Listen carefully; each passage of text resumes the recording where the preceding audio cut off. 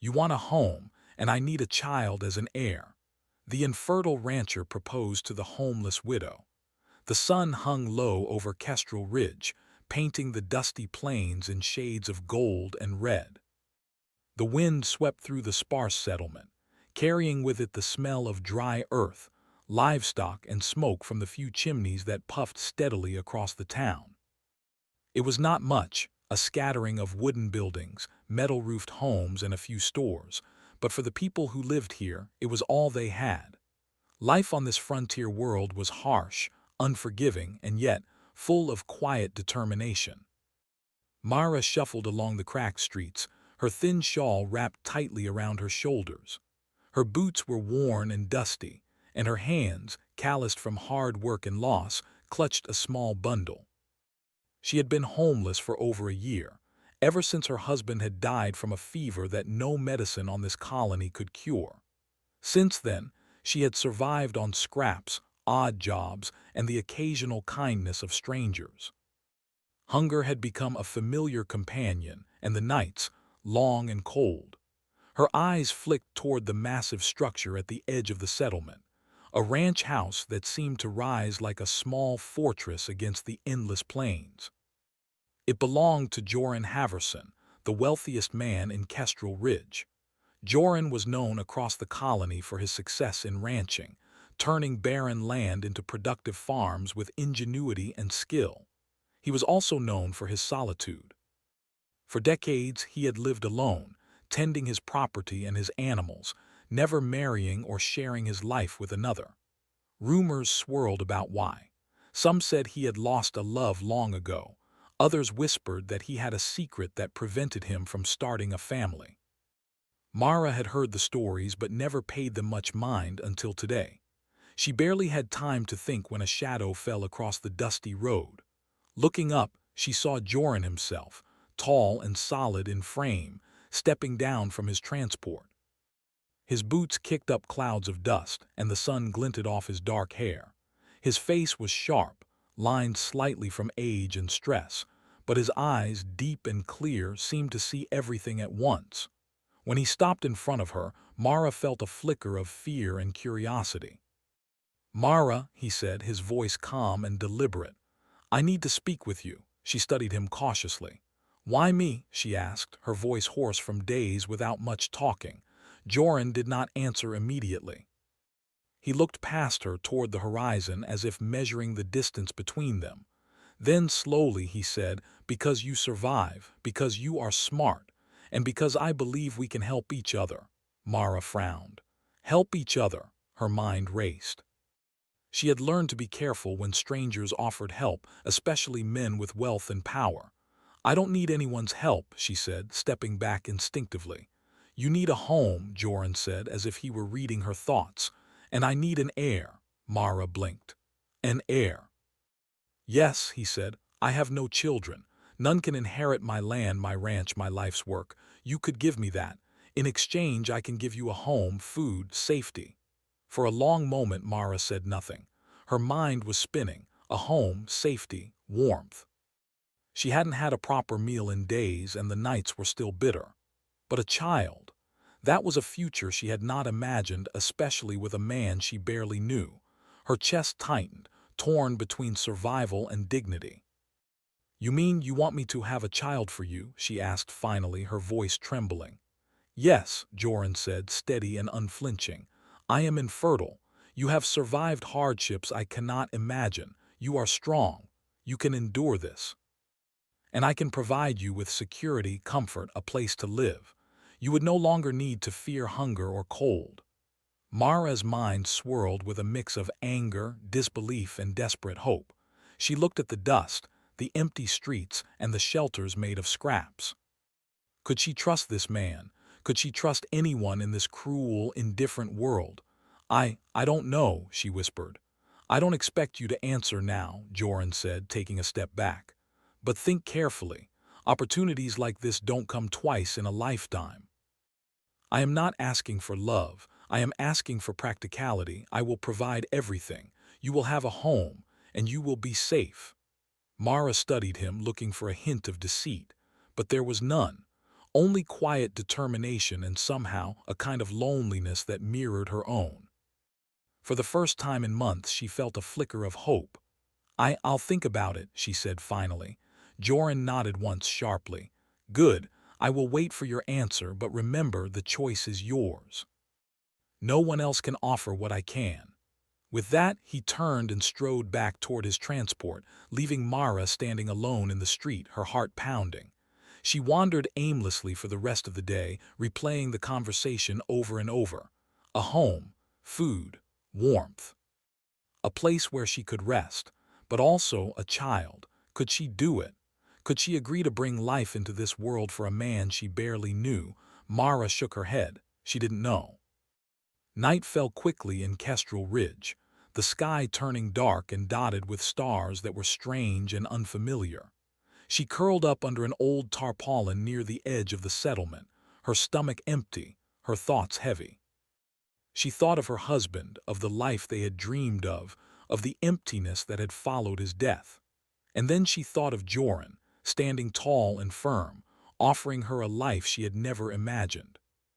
Sleep came slowly, restless and full of dreams about endless plains, children she might never have, and a man she did not know. When she awoke, the sun was just rising, casting long shadows across the dusty streets. A decision had not come to her in the night, but the seeds of thought had been planted. She would consider Joran's proposal. She had to. Survival demanded it, even if her heart hesitated. By mid-morning, Mara found herself at the edge of the ranch. Joran was already there, inspecting livestock, his hands moving expertly over the animals. He looked up as she approached, and for a moment there was silence. No words, only two people sizing each other up across the dusty ground. "I've thought," Mara said finally, her voice firmer than she expected. "I will consider your offer, but I need to see everything. I need to know what life would be like there." Joran's face softened. "Fair enough. You will see it all. No lies. No promises beyond what I can give." And so Mara stepped onto the ranch, her heart full of uncertainty and hope. She looked out over the fields, the livestock, the structures, and wondered if this strange man's offer could truly be the answer to the endless struggle of survival. As she walked beside Joran, he spoke quietly of the land, the work, the responsibilities. Mara listened, absorbing every word, noticing the precision, the care, and the intelligence that made him a man capable of thriving where others would fail. She felt a flicker of respect, a human recognition of another human skill and determination. By the time the sun set, painting the sky in orange and purple, Mara had seen the vastness of the ranch, the intricate machinery, the well-tended animals, and the life Joran had built. It was a life of comfort, stability, and security, everything she had lacked since her husband's death. That night, as she lay in a small guest room, warm, clean, with a soft bed she could sink into, Mara felt a mixture of awe and fear. The proposal still weighed heavily on her mind, but for the first time in months, she felt something she had almost forgotten: hope. Somewhere out there, under the twin suns of Kestrel Ridge, a new chapter of life had begun for Mara. Whether it would bring happiness, struggle, or a future she could never predict, only time would tell. But for now she had a roof over her head, food in her belly, and a path forward. And that, in a world so harsh, was a beginning worth taking. The morning sun spilled over Kestrel Ridge like a golden promise. Mara awoke in the small guest room on Joran's ranch, the warmth of the room, a stark contrast to the cold nights she had endured on the streets. She stretched, feeling muscles stiff from sleeping on the hard ground for months. The comfort was strange, almost alien, and she wondered if she deserved it. Breakfast was simple but hearty: eggs, freshly baked bread, and steaming tea. Mara sat at the wooden table, still unsure if she belonged here. Across from her, Joran ate with methodical efficiency, his eyes scanning the room and occasionally flicking toward her. There was no impatience in his gaze, only a quiet expectation, as if he were used to waiting for others to come to decisions on their own time. "Are you ready to see the rest of the ranch?" he asked, his voice calm, almost gentle. Mara nodded, though her stomach twisted with uncertainty. I think I need to understand everything before I can give you an answer. Fair, Joran replied. Come with me. They stepped outside into the crisp morning air. The ranch stretched endlessly, a mixture of rolling pastures, fenced pens, and fields dotted with low-tech machinery and automated harvesters. Mara's eyes widened. She had survived on the streets, on scraps, on nothing. She had never imagined such a place where every detail was planned, where humans had bent the land to their will. She felt a pang of admiration and also a twinge of fear. Could she live here? Could she belong? Joran led her first to the livestock pens. Robots walked among the cattle, ensuring they were fed and healthy, while humans monitored their health and behavior. Mara observed quietly, impressed. She had never seen humans manipulate technology with such precision, balancing nature and machinery in a way that seemed almost effortless. These animals are our wealth, Joran explained. They feed us, clothe us, and sustain the colony. But they need care, attention, and patience. Nothing here thrives without effort. Mara nodded. She could respect that. She had survived by being careful, by paying attention, by learning quickly. Maybe she could learn to survive here too. Next, he led her to the fields, where the crops swayed gently in the breeze. The plants were unfamiliar, bioengineered to withstand the harsh sun and limited rainfall of Kestrel Ridge. Mara ran her hand over the leaves, marveling at the ingenuity required to create life that could endure this world. It's beautiful, she said softly. Survival requires beauty, Joran replied. Humans do more than endure. We adapt. We improve. We create life even where none should exist. His words struck a chord. Mara thought of herself, scraping a living from scraps, surviving against odds, and yet still standing. She realized he was not only speaking about the land or animals. He was speaking about humans, their ability to endure, adapt, and thrive. Something stirred inside her, a mixture of pride and challenge.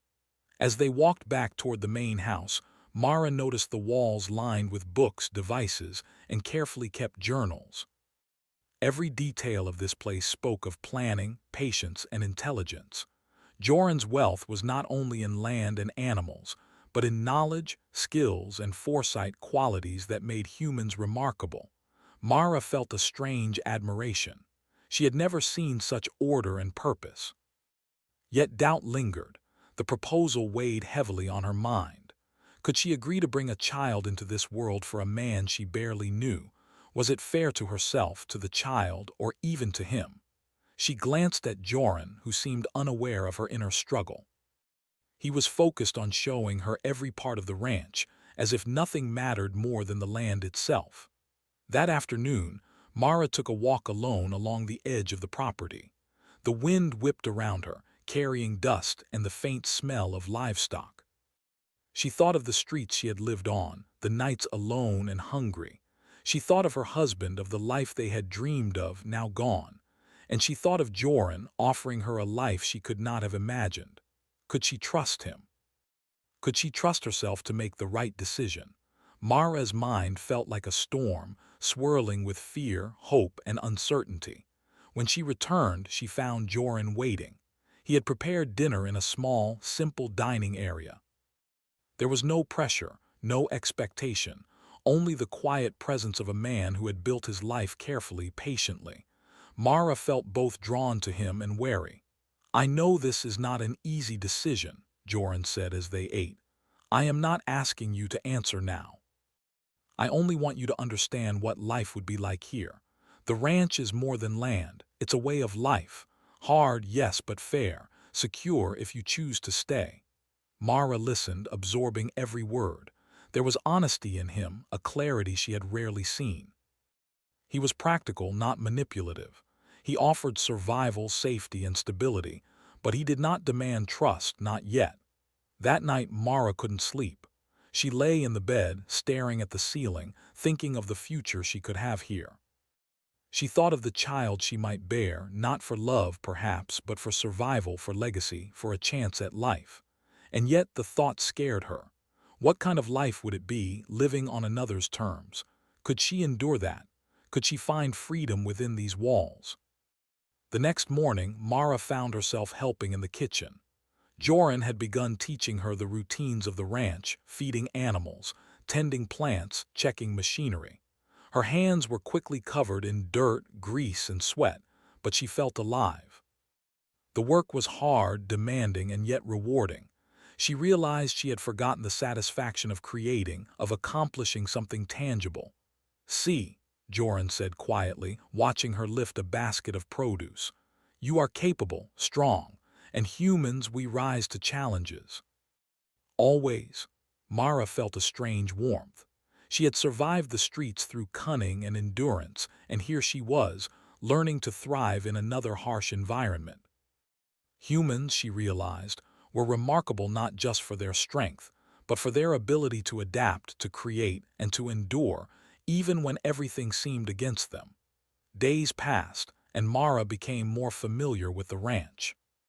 She learned the schedules, the animals, and the machines. She began to see patterns, understand routines, and anticipate needs. She found herself quietly enjoying the structure, the rhythm, the security. Yet the decision still loomed in her mind like a shadow she could not escape. One evening, Joran invited her to sit by the small fire outside the main house. The sky was a swirl of red and gold, the twin suns of Kestrel Ridge setting slowly behind the distant hills. Mara felt a sense of peace she had not known in years. "Have you made a decision?" Joran asked gently, though his eyes did not press her. Mara shook her head. "Not yet. I want to, but I need to be sure. This is not simple." "I understand," Joran said. "I do not expect certainty immediately. Only thoughtfulness. Only honesty." Mara looked at him, noticing for the first time the quiet loneliness behind his eyes. He had everything, yet something was missing, a connection, a legacy, someone to share his life with. And somehow, she realized, he had seen strength and resilience in her that few others had. Humans, she thought, were remarkable, not because they had everything, but because they could endure, adapt, and find hope even in loss. That night Mara lay awake again, considering the future. She thought of the home she could have, the warmth, the safety, the chance to build something lasting. She thought of the child she might bear, the legacy she could help create. And she thought of herself. Could she survive another kind of loss? Could she endure the responsibility? By the time the twin moons rose over Kestrel Ridge, Mara had not made a final decision, but she felt a shift inside her. The fear was still there, but so was curiosity, hope, and determination. She realized that whatever choice she made, she would face it with the same resilience that had carried her through the streets, through hunger, through loss. She would endure, adapt, and create life, not just survive. The next morning, Mara returned to Joran, standing at the edge of the ranch. He looked at her, calm, patient, waiting. "I want to try," she said quietly. "I don't know what will happen, but I want to see if I can live here, if I can endure." Joran's eyes softened and he nodded. "That is all I ask. Survival, effort, honesty. The rest will come with time." And so Mara began her new life on the ranch. She did not yet know if she could bear a child, if she could truly belong, or if she could trust herself to navigate this strange, structured world. But she knew one thing: for the first time in a long time, she had a chance. A chance at survival, at safety, at life. Humans, she realized, could endure anything, and she would prove it. The days on Joran's ranch fell into a rhythm, steady and unyielding, yet strangely comforting.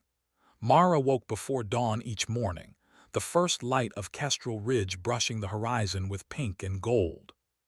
She had never lived with such order before. On the streets, survival meant constant vigilance and improvisation. Here, it meant routine, effort, and patience. And slowly, she discovered she could adapt. Joran had begun teaching her every aspect of ranch life. First came the animals. She learned to feed the livestock, check their health, and even understand their moods. The cattle were larger and hardier than anything she had seen, adapted to the harsh sun and thin soil of the colony. Robots assisted with tasks, but humans were irreplaceable. Mara marveled at the balance of technology and human skill, something no alien colonist she had heard about could match. You see, Joran explained one morning, lifting a calf that had slipped its footing, machines can help, but humans must care. We observe, we adjust, we respond. That is what makes survival possible. That is what makes humans strong. Mara nodded, her hands roughened by labor. She had survived the streets through cunning and endurance, and now she was learning to survive in a new way, building, caring, and understanding. She realized she had forgotten the satisfaction of work that bore fruit, of effort that changed the world around her. The fields came next. Mara learned to plant and harvest crops suited to Kestrel Ridge's harsh climate. The soil was rocky, the sun merciless, and water scarce, yet under Joran's guidance she began to see the land respond. Seeds sprouted, leaves turned green, and slowly life emerged from what had once been dust. Mara felt a deep sense of pride. She was not just surviving, she was creating life where none should thrive. One afternoon, as she tended the fields, Mara paused to look over the sprawling ranch. Machines moved efficiently across the land, humans worked in tandem, and animals grazed peacefully. It was a vision of harmony, of order, of what humans could accomplish even in a world that offered so much difficulty. She felt a pang of longing, a wish that her late husband could have seen such a world, but she pushed the thought aside. This was her life now, her challenge, her opportunity. Joran had also begun sharing his knowledge of the land itself. He taught Mara how to read the soil, how to predict weather patterns, and how to manage the balance between crops and livestock. Every detail mattered. Every choice had consequences. Mara absorbed the lessons eagerly, surprised at how quickly she adapted. She realized that humans were remarkable not just for endurance but for intelligence, for foresight, for the ability to turn barren land into a living, breathing ecosystem. "You're learning quickly," Joran said one evening as they inspected irrigation lines. "Most people give up after a few days, but you adapt, you think, you act. That is why I asked for your help." Mara felt a flush of pride. She had never considered herself remarkable. She had survived, yes, but she had always thought of it as luck or stubbornness. Hearing it from Joran, a man who commanded the respect of an entire settlement, made her chest swell. Humans, she realized again, were special not because they were the strongest, but because they could endure, adapt, and thrive against impossible odds. As the days passed, Mara grew stronger. Her muscles hardened, her hands bore new calluses, and her confidence expanded. She began to move through the ranch not as a guest but as part of it, noticing small details, suggesting improvements, and anticipating tasks before they were needed. Joran observed quietly, impressed by her initiative and intelligence. One evening, after a long day of work, Mara found herself sitting with Joran by the fire outside the main house. The air was crisp, carrying the faint scent of grass and animals. She watched him carefully, noticing the lines of worry etched into his face. He had everything: wealth, land, knowledge, yet a certain loneliness lingered in his gaze. "You've changed the way I see things," she said softly. Joran looked at her, eyebrows raised. "How so?" "Life here, it's hard, yes, but it's fair. It teaches you. You work, you learn, you survive. You don't just exist, you live." He smiled faintly. "That is the difference between surviving and thriving. Most people never reach that, but you are beginning to understand." Mara felt warmth spread through her chest. She was learning to belong. She was learning to trust not just the land and the work, but herself. Humans, she realized, could endure isolation, hunger, and hardship, and still build something lasting. She had been doing that all her life in her own way, and now she saw it reflected in Joran's world, a microcosm of human perseverance. Days turned into weeks. Mara learned to ride the land with confidence, managing livestock, tending crops, and maintaining machinery. She began to anticipate Joran's needs, help the workers, and even guide newcomers who came to the ranch for supplies or advice. The settlement itself grew dependent on her skills, though no one yet realized how indispensable she had become. One morning, a small group of settlers approached the ranch, requesting aid. Their water supply had been compromised by a recent dust storm, and their crops were failing. Mara organized a team, delegating tasks with precision. She guided them to the irrigation system, taught them about soil health, and helped them salvage what crops they could. Joran watched from a distance, quietly impressed. "You are not just surviving," he said later. "You are leading. You are helping others endure, too." Mara felt a surge of pride.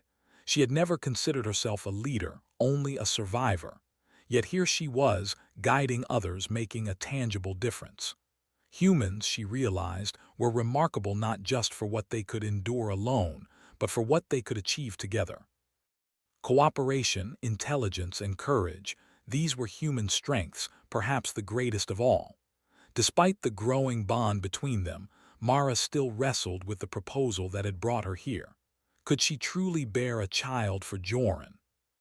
Could she find joy in a life that had begun with survival but now demanded creation, responsibility, and trust? The questions haunted her, even as she immersed herself in work.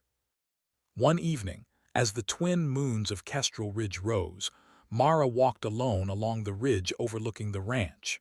The land stretched endlessly, fields glowing softly in the moonlight, livestock dotting the terrain, and machines resting after a day of labor.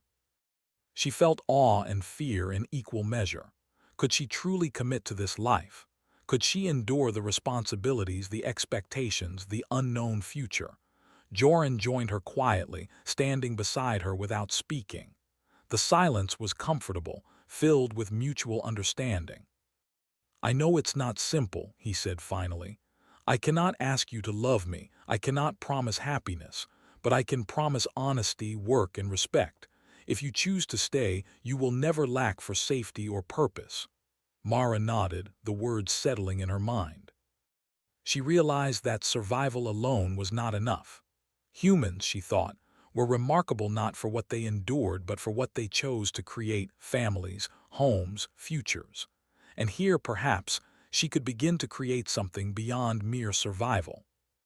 That night Mara lay in her room, exhausted from the day's labor, yet filled with a strange satisfaction. She had learned, adapted, and contributed. She had survived, and now she was thriving. Humans, she realized, had an extraordinary gift: the ability to endure, adapt, and improve even the harshest environments. By the next morning, Mara felt a quiet resolve forming inside her. She still did not know if she could bear a child for Joran, or if she could fully belong in this life.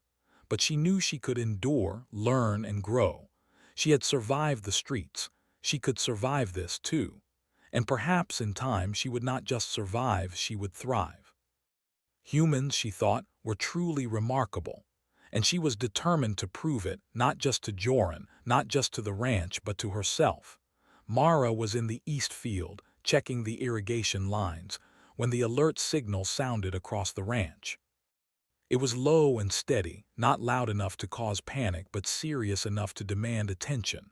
Machines paused, workers looked up, even the animals grew restless.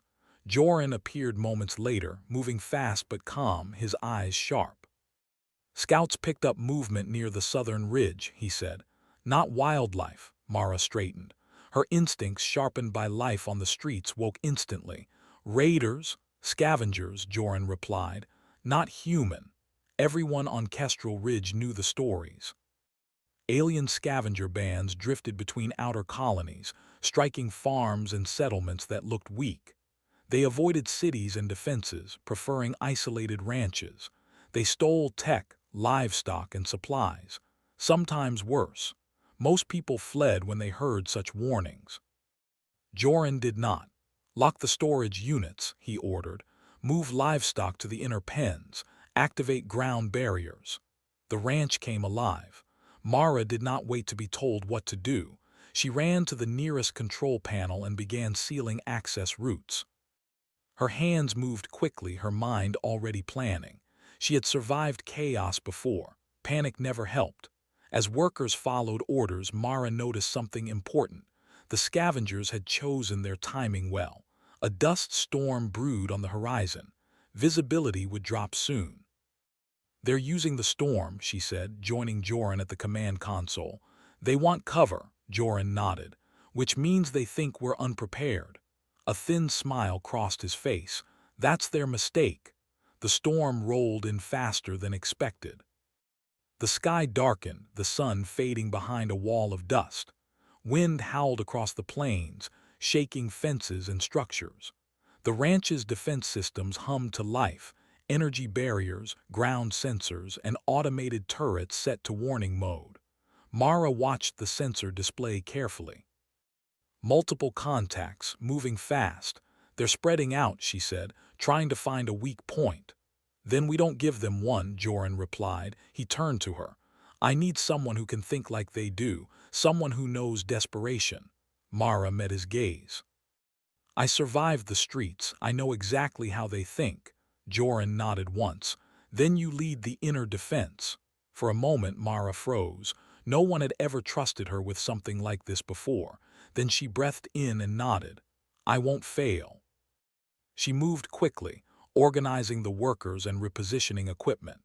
Instead of relying only on machines, she placed people where judgment mattered most. Humans reacted faster than sensors when plans changed. The first attack came without warning.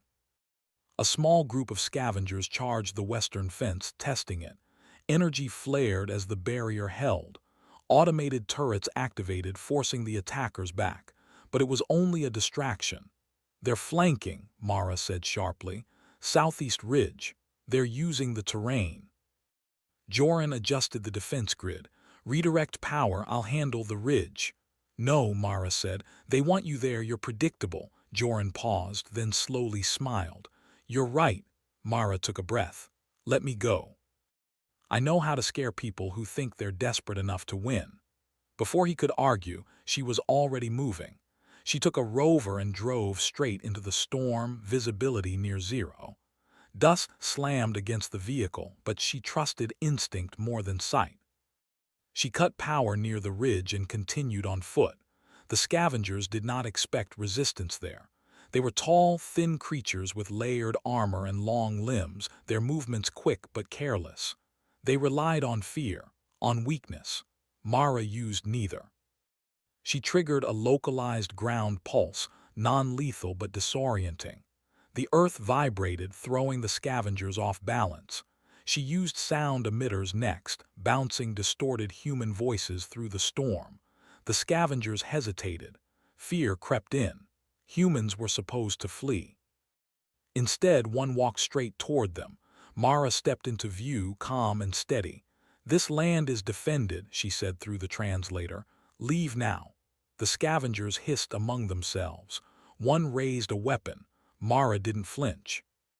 She activated the last device. Floodlights mounted along the ridge, cutting through the dust and exposing the attackers fully to the ranch's sensors. Turrets locked on. A warning shot cracked the ground in front of them. The scavengers broke. They ran. Mara didn't chase them. Humans knew when victory was already achieved. She returned to the ranch as the storm began to pass. The sky lightened and the last of the dust settled. Workers emerged cautiously. Animals calmed. Joran met her at the main gate.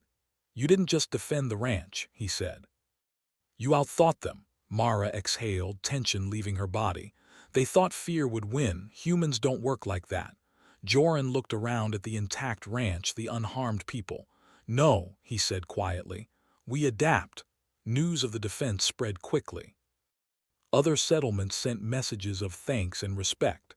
The scavenger band was tracked retreating far from Kestrel Ridge, unlikely to return. That evening, the ranch was quiet. Mara sat by the fire, staring at the stars. Her hand still trembled slightly, not from fear but from the release of it. Joran joined her. "You could have left," he said. "No one would have blamed you." "I've run before," Mara replied. "It never saved me, standing does." He nodded. "You protected more than land today," he said. "You protected people, a future." Mara looked at him. "That's what humans do. We build, we defend, even when it's hard." Silence settled between them, not awkward but thoughtful. For the first time, Mara felt something new. Not just safety, belonging. She realized something important then. The proposal that had once felt like survival had become something else. This was no longer just a place to live. It was a home worth defending. And for the first time, Mara felt ready to decide what kind of future she wanted to create. The first light of dawn broke over Kestrel Ridge, casting soft gold across the ranch. Mara stood at the edge of the pasture, watching the animals graze peacefully. The events of the previous days, the storm, the scavenger attack, the defense of the ranch still lingered in her mind. Yet, for the first time, she felt a quiet calm, a sense that she was no longer merely surviving. She belonged. Joran approached quietly, his boots crunching on the dry soil. He stopped beside her, observing the fields with a thoughtful expression. "The ranch is intact," he said simply. "The threat is gone for now." Mara nodded. "We defended it together." "Yes," Joran replied, and for a moment his usual stoic demeanor softened. "I didn't just want an heir," he said quietly. "I wanted someone who could understand this life, someone who could endure it and grow with it." Mara looked at him, surprised by the honesty. She had expected pragmatism, but not this. "You mean more than just a home?" she asked. Joran met her gaze, steady and unflinching. "Yes, more than a home, a future, a legacy, someone to share it with." Mara felt a flicker of warmth. For months she had wrestled with doubt, fear, and grief. Now, standing beside this man who had offered her not just safety but trust, she realized something profound. Humans could endure loss, hardship, and fear, and still find hope, connection, and purpose. The day began with routine tasks. Mara tended the livestock, checked the crops, and inspected machinery. The ranch had become familiar, almost like an extension of herself. She moved with confidence, anticipating needs, guiding workers, and solving small problems as they arose. Her role had grown naturally, from a newcomer learning the land to a key figure ensuring its survival. By midday, she and Joran had a moment alone. He led her to the ridge overlooking the ranch, where the wind carried the faint scent of soil, grass, and livestock. The land stretched endlessly, a testament to human ingenuity and resilience. Mara could see the distant hills, the fields, and the fences that now stood as barriers against threats, but also as symbols of effort, skill, and determination. "You've changed the ranch," Joran said quietly. "Your insight, your courage, it matters. Humans are remarkable, not because of strength alone, but because of how we endure, adapt, and improve. You've proven that today, Mara." Mara felt a blush rise in her cheeks. "I just did what had to be done," she replied. "Humans survive, that's what we do." Joran smiled faintly. "Yes, but some of us do more than survive. Some of us thrive. And you are thriving." For a moment, Mara allowed herself to imagine the future. She could live here, contribute, protect, and grow. She could bear a child if she chose, an heir not just to Joran's land, but to the human spirit that had survived against impossible odds. The thought was both frightening and exhilarating. She realized she could shape a life, a legacy, not for anyone else but for herself and the future she wished to build. The following days passed with a sense of renewed purpose. Mara and Joran worked side by side, tending fields, repairing machinery, and caring for animals. Their conversations grew deeper, exploring hopes, fears, and plans. Joran shared stories of the ranch, of mistakes he had made, of strategies that had succeeded. Mara shared her experiences from the streets, her survival skills, and her understanding of people. Together, they formed a partnership built on respect, trust, and shared vision. One evening, as the twin moons of Kestrel Ridge rose, casting silver light over the ranch, Mara found herself sitting with Joran by a small fire outside the main house. The night was calm, the air crisp. She felt a sense of peace she had not known in years. "You know," Joran said quietly, "I once thought I could manage this life alone. I was wrong. Humans are strongest when we work together, when we share responsibilities, fears, and hopes." Mara nodded, feeling the truth of his words. "I've learned that," she said. "I survived alone, but I've thrived here because we work together, because we trust each other. Humans, we adapt, we endure, and we protect what matters." Joran reached out, gently resting a hand over hers. "And what matters most?" Mara looked at him, eyes softening. "The future, our future, the people we care about, the legacy we leave behind." He nodded, a rare smile appearing.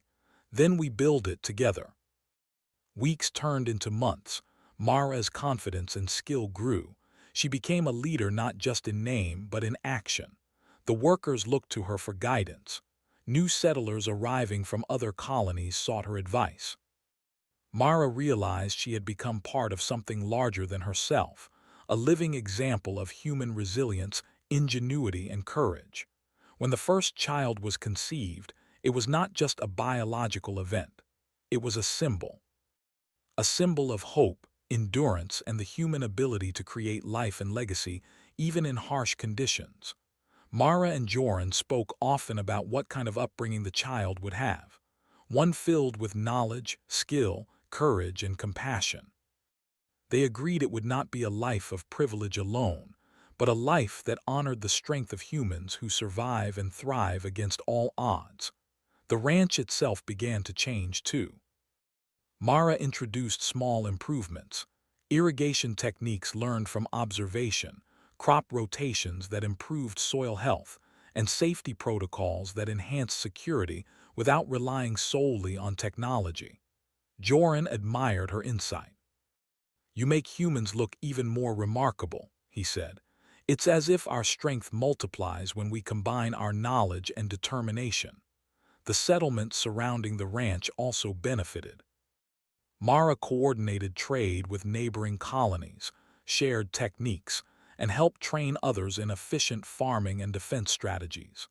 She realized that humans were not only resilient individually, but also collectively. They could endure, improve, and create thriving communities where none seemed possible. One quiet evening, Mara walked along the ridge alone, feeling the cool wind on her face. The ranch sprawled below her, alive and secure.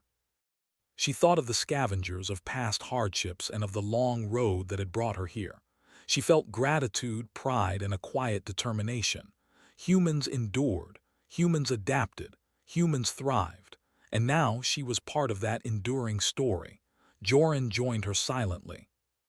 Together they watched the sun dip below the horizon, the colors reflecting off the land they had protected and nurtured. Mara felt a deep sense of belonging. For the first time in years, she was not running, not hiding, not merely surviving. She was home. "I've made my decision," Mara said quietly. "I will stay. I will build a life here with you and with our child." Joran smiled, warmth lighting his eyes. "Then the future is ours to create." In the months that followed, Mara and Joran worked to ensure every part of the ranch thrived. The land responded to care, the animals grew healthy, and the settlement around them flourished. Mara's influence spread beyond the ranch itself, inspiring settlers to innovate, collaborate, and endure.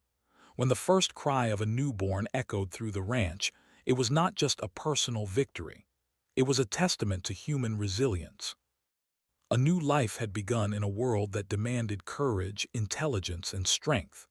Mara held the child in her arms, feeling the weight of responsibility and the joy of creation. Joran watched, pride and admiration reflected in his eyes. "This is just the beginning," he said softly. "Yes," Mara replied. "A new life, a new future, and humans will endure." As the sun rose over Kestrel Ridge, casting its golden light across the thriving ranch, Mara felt a sense of hope she had never known. She had survived streets, storms, and fear. Now she would thrive not alone but with a family, a home, and a legacy. Humans, she realized, were extraordinary. Their strength lay not only in survival, but in adaptation, ingenuity, and courage. And here, on this harsh frontier world, humans had proven once again that they could endure, overcome, and build something lasting, even in the face of impossible odds. Mara smiled, holding the child close, and looked toward the future. For the first time, the world felt endless, filled with possibility, safety, and hope. Together, she and Joran would shape it. Together, humans would endure. Together, they would thrive. And so, life on the ranch continued, full of purpose, courage, and determination, a living proof of human strength, ingenuity, and the capacity to create a future worth living for.